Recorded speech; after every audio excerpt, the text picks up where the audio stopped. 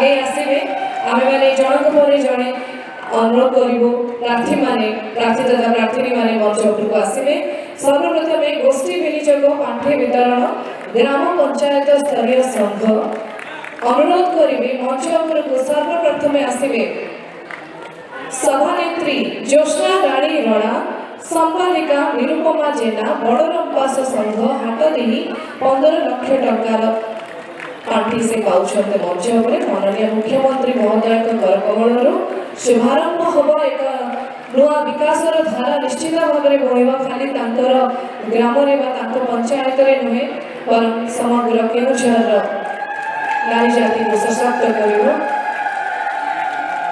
जोरे करताली हो जाओ।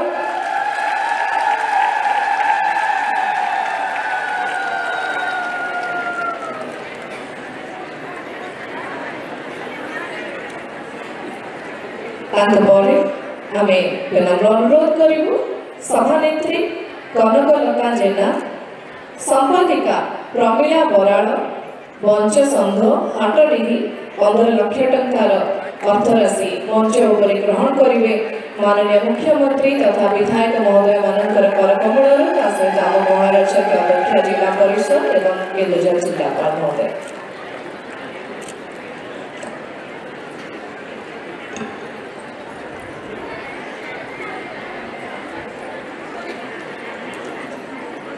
स्वयं सहायक गोष्ठी मानक आर्थिक क्षेत्र में सशक्त करने को एक पदक्षेप। तृतीय सभानेत्री संयुक्ता देहुरी संपादिका सीता कटेई बांसपाल संघ बांसपाल 10 लाख टंकार अर्थराशि मंच उपरे माननीय अतिथि मानक करकमल सुभाषकार सहित ग्रहण करेंगे।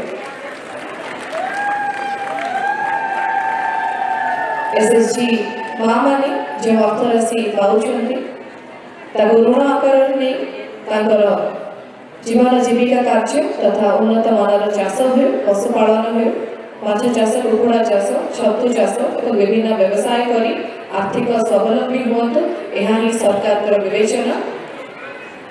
संयुक्ता देहुरी सीता कटेई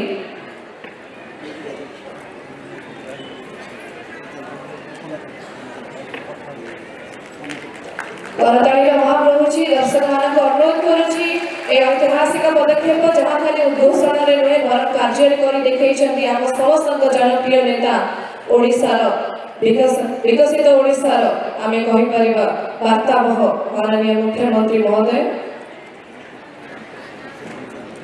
गोष्ठी विनियोग पांठि वितरण पर वर्तमान समय आसी स्वयं सहायक गोष्ठी घूर्णायन आवर्तन पांठि वितरण अनुरोध करी सर्वप्रथम सभानेत्री सीताराणी तले संपादिका कांचन नायक माँ खिलारई पाठ स्वयं सहायक गोष्ठी घटगाँ 15,000 टंका अर्थराशि ए मंच उपर सम्मानपूर्वक पाइबे। सभानेत्री मंजुलता महंत संपादिका सुमिता महंत माँ लक्ष्मी स्वयं सहायक गोष्ठी घटगाँ 15,000 टंका पाइबे मंच उपर।